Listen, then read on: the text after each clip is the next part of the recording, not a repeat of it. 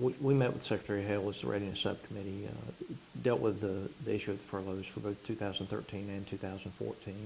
Strong desire from all of the members on the committee to get rid of the furloughs, or at least to reduce them for 2013 and get rid of them for 14. Secretary Hale was non-committal, but he did assure us that Secretary Hagel, as well as himself, were looking for ways to make that happen. So we're going to continue to work with them to try to reduce the impact for 13 and try to get rid of any potential furloughs for 2014.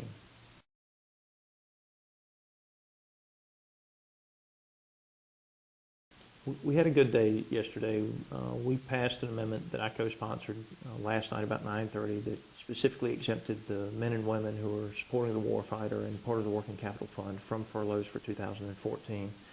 I want to make it clear that this language has got to be signed by the President for it to go into effect. So we're happy with the progress that was made yesterday, but we've still got work to do on it, and we're going to continue to press forward with that again to try to protect those men and women that are out protecting the warfighter. So we're happy that the amendment passed, but the President's got to sign it for it to become the law.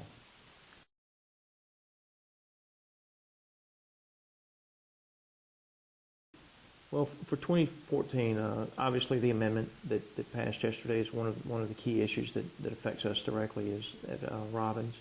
And then we're working to put the money back into the Department of Defense in the House. And I think that you'll see the House restore a lot of the cuts.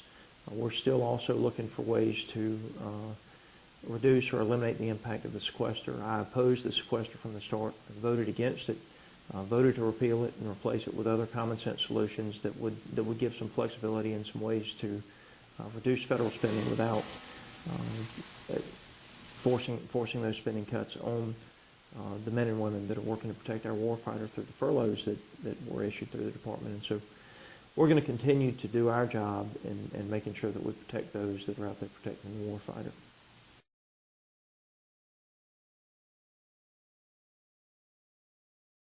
Well, we're getting a lot of calls, not only from the men and women at the base, but throughout the community. And many people's paycheck went down about 10% this past week. It will go down more than that if the furloughs continue this coming week. And so the men and women and their families who work on the base are certainly directly impacted by that and feeling that in their take home. The others throughout the community, business owners and their neighbors are also calling up here talking about the impact to them and the community as a whole. So we're very much aware that it impacts not only the paychecks, but the surrounding businesses and the surrounding members of the community as well, because there's just less money coming into the community as long as the furloughs continue. So we're committed to stopping them as soon as we possibly can.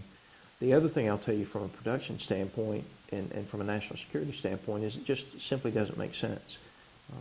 It might be a short-term dollar reduction to what the DoD spends today, but in the end, the work's got to be done.